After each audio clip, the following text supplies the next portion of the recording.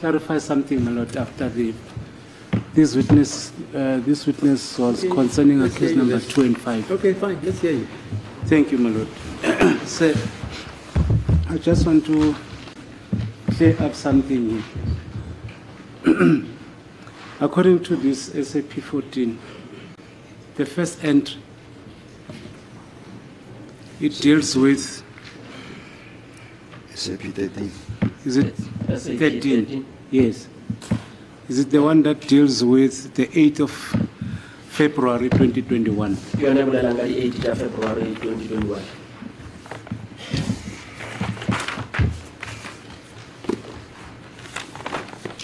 That refers to the 20th of August. I'm referring to the one that deals with the 8th. I see. For accused number 2, it relates with accused number 2. Do you see that? Yes, I see it. All right. I just want to establish something. Is it 2021 or 2020? 2021 over 2020. 2021. 2021. La ekubhalwe khona ke 8 February 2021 Mr. Mngomezulu ukuthi manje isicelo sokuthi u2020 noma u2021 bendulo ethi ke 2021. Is it correct that on the 27th of October 2020 that was the first appearance of accused number 2 or appearance of these accused persons in Boksburg Court? After the 27th of October 2020 ibe ila mathomo banatfatwa ba kiba ilo hlakana le magistrate Boksburg. That is correct. Yabo kuyiqiniso ukuthi ngazo i27 ka October 2020 kwakuyilanga lokuqala ke abasola labo baphambi kwenkantolo beyobingelela imantshi eBoksburg. When they appeared for the third time on the 5th of March 2021, where were they coming from?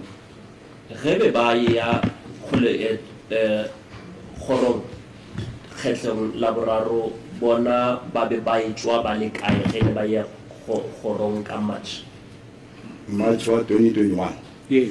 Yes. That's the third appearance in Boksburg for all accused persons. I was told there's evidence that they were kept at different. Sorry, where were they coming from? March 2021 ba be ba tswa ba le ba be ba itswa ka. E go bola botse re ke se yo ka date. If my memory serves me well, I was not present on that date. Ngazo i5 ka March 2021 kwakuyihlandla lesithathu ke abasoka ke beyobingelela imantshi khona eBoksburg. Babebuya kuphi ke noma babe suka kuphi ke nendawo ngalelo langa mangikhumbula kahle ke ngalelo langa lelo ngangingekho. So that cell phone you recovered, you recovered from accused number 1. You said it was recovered in Villere police station. Yes. And so number 2, I beg your pardon, man. Yes. That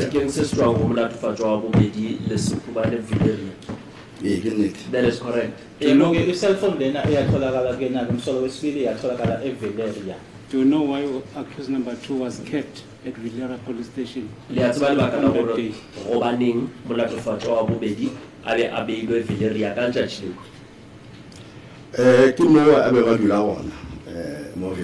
station. That is why he was kept at Valeria police station. Yes. The question is, when he was adjourned, when he was postponed on the 27th of November 2020, was he postponed to Villere police station or to a particular prison? Molato wa ge o ile wa bušetšwa morago ba re a ye Valeria goba ba re a ye kgolegong ye rileng. I do not recall. I would be lying. Angikhumbuli-ke ngabe ngiqamba mangaki ukuthi inkathi icala lihlehliswa ukuthi lahlehliswa kwathiwa akayeke eVileria noma aye nje noma kwijele ethize angikhumbuli. Mr. Mngomezulu, you covered this evidence, didn't you? I didn't. Hello? I didn't, man. You don't recall yourself saying, did the magistrate write a letter to the station commander that this accused can be kept at the police station and not at Modabi? That's not the... It was who? It was Oh, but you remember that? I remember there was, Okay, fine. it was Fine. not related to that day, man. Okay, fine. So, but I just want to put it to you before I rest my cross-examination, that subject to confirmation also, accused number 2 was not at Villarreal police station on the 8th of February 2021. ba re ba nyaka go lebotsa gore molatofatso wa bobedi ka di 8 tša February 2021 o be a se Villarreal. ke ganana le nna tsona a ka le botsa ene gore ba le kae a ka ntlhalošetša botse. I dispute that. However, he can be able to explain further on where was he kept. Ngizophikisa-ke lokho ukuthi ngalo-ke leli langa leli nge-8 lezi-ke ezika February 2021 ukuthi lo msolo wesibili wayeseValeria. Ngizophikisa-ke lokho bayena-ke angangitshela-ke noma angasho ukuthi wayekuphi nendawo. Thank you, Madam. Thank you. Yeah, for me, just one question. Do you know the most distinctive identification, a unique distinctive identification of a cell phone's number? What is it called? Le a tseba gore di llathekeng di a ye tsona di lebellwe nomoro ye rileng gore e bitswa eng nomoro. Yes. Yeah, what is it? Eng ke ba bangwe ba bitsa serial number, ba bangwe ba bitsa IMEI number. others refer to it as a serial number and others refer to it as IMEI number. Le number-ke etholakala kulona-ke ucingo nakumakhalekhukhwini abanye bazothi serial number, abanye mabebiza bathi-ke i-IMEI number. Okay, thank you. Khoro e re a leboga. Yes, Mr. Maluri?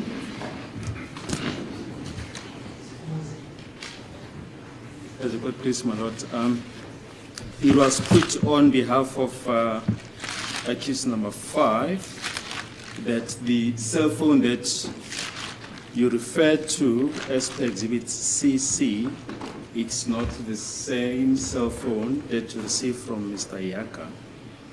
You mentioned that you put the cell phone in the evidence bag and sealed it. Where did that happen?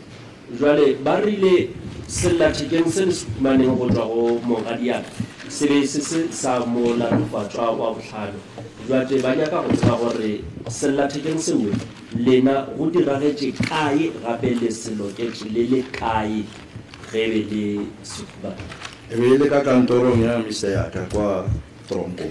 Was in Mr. Yaka's office in prison. Uma ummeli-ke wakhe umsolo wesihlanu ebuza-ke ushilo-ke kuwena-ke ukuthi-ke lokhu noma-ke ucingo lolu olubhaliwe lana-ke exhibit CC akusilona-ke olwakheke umsola. Nkathi-ke lolo cingo lolo usulufaka kusona-ke isikhwama sobufakazi kwenzeka kuphi nendawo lokho kwenzeka khona ejele ehhovisi lakhe uMr. Yaka. And where was Mr. Yaka at that stage? Yena o be a le kae mongadiaka ka nako eno?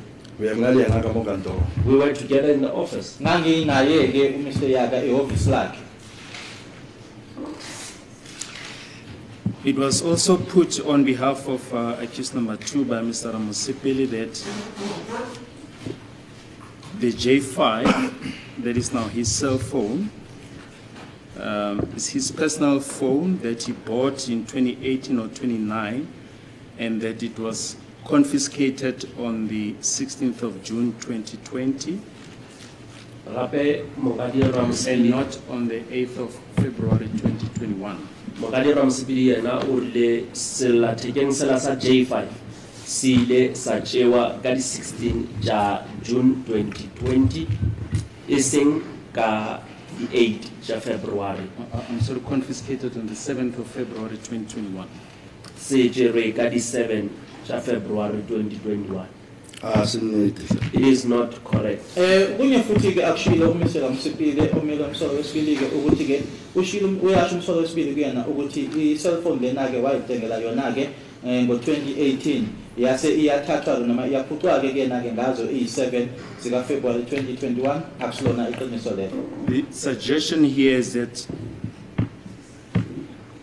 from the 16th of June 2020 until the 8th of February 2021, a period of about 7 months, this cell phone was not handed in. What is your comment? Se se bolelang gore go tlogelleng nakong e la rene molatefatšwa a swarwa go fitlhelleng ka yona nako ewe ge be le phumana sellathekeng sewe se se bolelang gore sellathekeng sewe se be se ba a neelane ka sona lena le rata gore nka sewe ga ke tšetše le tlhalotšeditše kgoro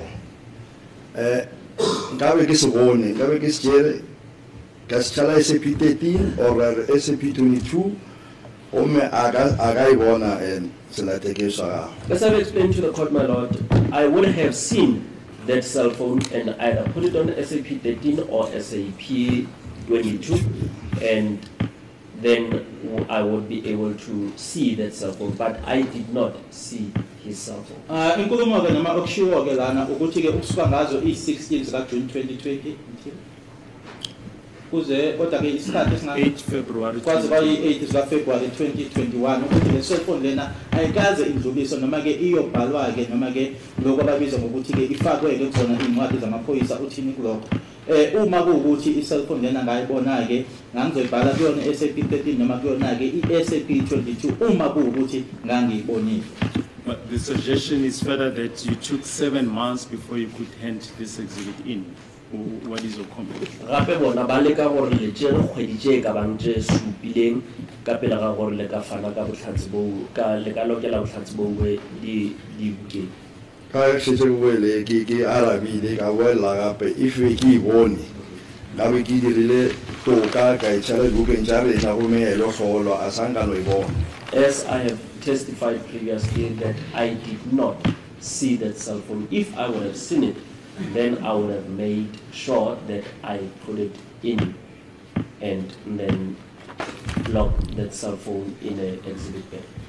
Kodwa ke okushiwo ke noma inkulumo lana ukuthi ke kwanithatha ke izinyanga eziyisikhombisa ukuthi ke i-cell phone lena ke ingakaze ibhalwe noma ifakwe ke kwincwadi zasemaphoyiseni. Ngizobuyela ke futhi emuva ke bese ngiphendulile ngathi uma kuwukuthi ucingo lelo ngalibona ngabe ke ngalibhala ke mina ke ngalithatha ngalibhala ke kuyona ke SAP 13 noma ke yona ke SAP 22.